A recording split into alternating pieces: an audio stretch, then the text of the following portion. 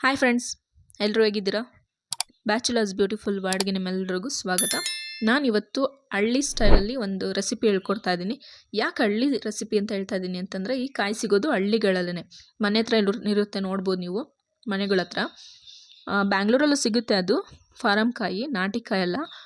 So ಹಾಗಾಗಿ recipe ಹೇಗೆ ಮಾಡೋದು ನೋಡೋಣ ಬನ್ನಿ. ಫಸ್ಟು ಅದನ್ನು ನಾರೆಲ್ಲ ತಕ್ಕೊಂಡು ನೀಟಾಗಿ 2-3 ಸತಿ ಚೆನ್ನಾಗಿ ತೊಳೆದಿಟ್ಕೊಬೇಕು. ಇದು ಸಿಪ್ಪೆ ಸಮೇತ ಹಾಕ್ಕೊಬೇಕು, ಬಲ್ತಿದ್ರೆ ಬೇಡ. ನಂತರ ಒಂದು ಪಾತ್ರೆ ಇಟ್ಕೊಂಡು ಸ್ಟವ್ ಮೇಲೆ 2 ಗ್ಲಾಸ್ ನೀರು ಹಾಕ್ಕೊಂಡು ನೀರು ಕುದಿ ಬರಬೇಕು.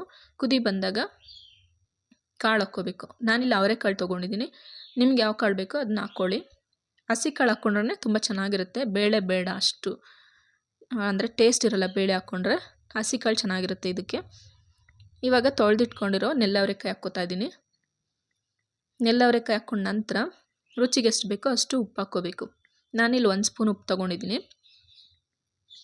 ಮತ್ತು ಒಂದು ಟೊಮೆಟೊ ಸಾಂಬಾರಿಗೋಸ್ಕರ ಬೇಯಕ್ಕೆ ಹಾಕ್ಕೋಬೇಕು.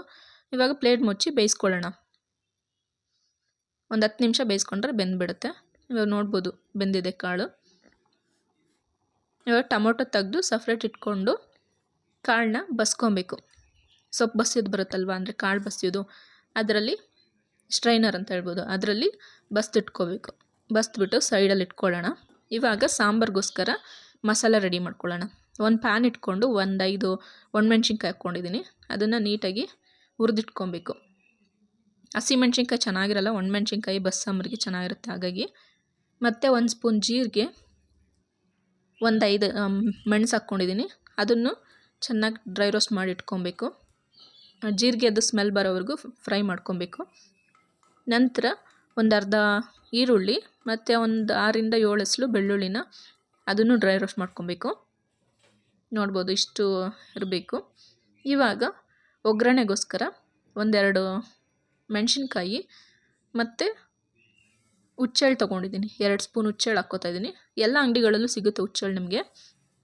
ಇದು ಚೆನ್ನಾಗಿರುತ್ತೆ ಟೇಸ್ಟು ಕಾಳು ಜೊತೆ. ಸೊ ಹಾಗಾಗಿ ಚೆನ್ನಾಗಿ ಡ್ರೈ ರೋಸ್ಟ್ ಮಾಡಿಬಿಟ್ಟು ಇದನ್ನು ಮಿಕ್ಸಿ ಜಾರಲ್ಲಿ ತರ್ತರಿಯಾಗಿ ರುಬ್ಕೋಬೇಕು. ಪೌಡ್ರ್ ಮಾಡ್ಕೊಬೇಡಿ, ತರ್ತರಿಯಾಗಿದ್ದರೆ ಚೆನ್ನಾಗಿರುತ್ತೆ. ಸೊ ಹಾಗಾಗಿ ಇವಾಗ ಕಾಳನ್ನ ಫ್ರೈ ಮಾಡ್ಕೊಳ್ಳೋಣ. ಅದಕ್ಕೋಸ್ಕರ ಒಂದು ಬಾಣಲೆ ಇಟ್ಕೊಂಡು ಎಣ್ಣೆ ಹಾಕ್ಕೋತಾ ಇದ್ದೀನಿ. 2 ಸ್ಪೂನ್ ಎಣ್ಣೆ ಹಾಕ್ಕೊಳ್ಳೋಣ. ಎಣ್ಣೆ ಚೆನ್ನಾಗಿ ಕಾದ ನಂತರ 1 ಸ್ಪೂನು ಸಾಸಿವೆ ಹಾಕ್ಕೋಬೇಕು. ಸಾಸಿವೆ ಸಿಡಿಬೇಕು. ಸಾಸಿವೆ ಸಿಡಿದ ನಂತರ ಒಂದು ಈರುಳ್ಳಿನ ಸಣ್ಣದಾಗಿ ಕಟ್ ಮಾಡಿಬಿಟ್ಟು ಹಾಕ್ಕೋತಾ ಇದ್ದೀನಿ. ಈರುಳ್ಳಿ ಜೊತೆನೇ ಕರಿಬೇವಿನ ಸೊಪ್ಪು ಹಾಕ್ಕೊಳ್ಳೋಣ. ನಾವು ಒಂದು 5-6 ಎಲೆ ಕರಿಬೇವಿನ ಸೊಪ್ಪು ಹಾಕ್ಕೊಂಡಿದ್ದೀನಿ. ಹಾಕ್ಕೊಂಡು ಚೆನ್ನಾಗಿ ಈರುಳ್ಳಿ ಕಲರ್ ಚೇಂಜ್ ಆಗೋವರೆಗೂ, ಅಂದರೆ ಕಂದು ಬಣ್ಣ ಬರೋವರೆಗೂ ಚೆನ್ನಾಗಿ ಫ್ರೈ ಮಾಡ್ಕೊಬೇಕು. ಫ್ರೈ ಆಗಿದೆ. ಇವಾಗ ಕಾಳು ಹಾಕ್ಕೊಳ್ಳೋಣ. ಬೆಂದಿರೋ ಅಂಥ ಕಾಳು ಹಾಕ್ಕೊಂಡು ಚೆನ್ನಾಗಿ ಎಣ್ಣೆ ಜೊತೆ ಫ್ರೈ ಮಾಡ್ಕೋಬೇಕು. ನೋಡಿ ಇವಾಗ ಈ ಥರ ಕಾಣಿಸಿದ್ಯಾ? ಈ ಥರ ತರ್ತರಿಯಾಗಿ ರುಬ್ಕೊಬೇಕು. ರುಬ್ಕೊಂಡು ಅದನ್ನು ಪೌಡ್ರನ್ನ ಮಿಕ್ಸ್ ಮಾಡ್ಕೊಳ್ಳೋಣ. ತುಂಬ ಚೆನ್ನಾಗಿರುತ್ತೆ ಟೇಸ್ಟು ಹಾಗಾಗಿ ಹುಚ್ಚೆಳ್ಳು ಹಾಕಿದ್ರೆ. ಸೊ ಇವಾಗ ಸಾಂಬಾರಿಗೋಸ್ಕರ ಮಸಾಲೆ, ಅಂದರೆ ಹುರಿದಿಟ್ಕೊಂಡಿದ್ದೀವಲ್ಲ ಅದನ್ನು ಕರಿಬೇವಿನ ಸೊಪ್ಪು ಒಂಚೂರು ಹಾಕ್ಕೋಬೇಕು. ಮತ್ತು ಹುರಿದಿಟ್ಕೊಂಡಿರೋವಂಥ ಮಿಶ್ರಣ ಸೇರಿಸ್ಕೊತಾ ಇದ್ದೀನಿ. ಎಲ್ಲ ಹಾಕ್ಕೊಂಡು ಹುಣಸೆಹಣ್ಣು ಒಂಚೂರು ತೆಂಗಿನಕಾಯಿ ಹಾಕ್ಕೊಳ್ಳಿ, ಚೆನ್ನಾಗಿರುತ್ತೆ ಬಸ್ಸಾಂಬಾರಿಗೆ.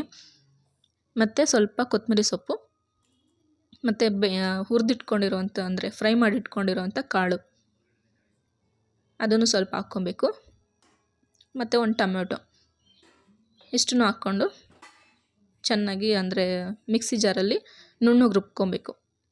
ಇವಾಗ ಒಂದು ಪಾತ್ರೆ ಇಟ್ಬಿಟ್ಟು ಸಾಂಬಾರಿಗೋಸ್ಕರ 1 ಸ್ಪೂನ್ ಎಣ್ಣೆ ಹಾಕಿದ್ದೀನಿ.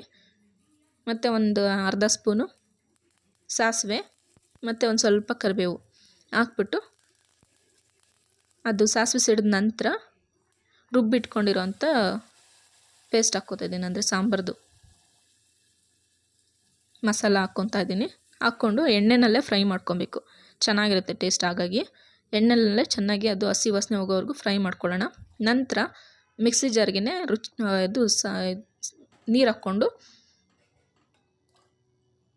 ಅದನ್ನೆಲ್ಲ ನೀಟಾಗಿ ಅದು ಇರುತ್ತಲ್ವ ರುಬ್ಬಿರೋದು ಅದೆಲ್ಲ ನೀಟಾಗಿ ತೊಳೆದ್ಬಿಟ್ಟು ಹಾಕ್ಕೊಬೇಕು. ಸಾಂಬಾರು ಜೊತೆ ಮಿಕ್ಸ್ ಮಾಡ್ಕೊಳ್ಳೋಣ. ನಿಮ್ಗೆ ಎಷ್ಟು ಬೇಕೋ ಅಷ್ಟು ಅದಕ್ಕೆ, ಅಂದರೆ ಗಟ್ಟಿ ಬೇಕಂದರೆ ಗಟ್ಟಿ, ಮೀಡಿಯಮ್ ಬೇಕಂದರೆ ಮೀಡಿಯಮ್ಮು ಅಷ್ಟು ನೀರು ಹಾಕ್ಕೊಂಡು ಚೆನ್ನಾಗಿ ಉಪ್ಪು ಹಾಕ್ಬಿಟ್ಟು ಒಂದು ಸ್ವಲ್ಪ ಅಂದರೆ ರುಚಿಗೆ ಎಷ್ಟು ಬೇಕೋ ಅಷ್ಟು ಉಪ್ಪು ಹಾಕ್ಬಿಟ್ಟು ಕುದಿಸಿಟ್ಕೊಳ್ಳೋಣ. ಅಷ್ಟೇ, ಸಾಂಬಾರು ರೆಡಿ ಆಯಿತು. ಮುದ್ದೆ ಜೊತೆ ಅನ್ನದ ಜೊತೆ ತುಂಬ ಚೆನ್ನಾಗಿರುತ್ತೆ. ಸೊ ಫ್ರೆಂಡ್ಸ್, ಈ ರೆಸಿಪಿ ನಿಮ್ಗೆ ಇಷ್ಟ ಆದರೆ ಪ್ಲೀಸ್ ಒಂದು ಲೈಕ್ ಕೊಡಿ. Thank you for watching. Bye.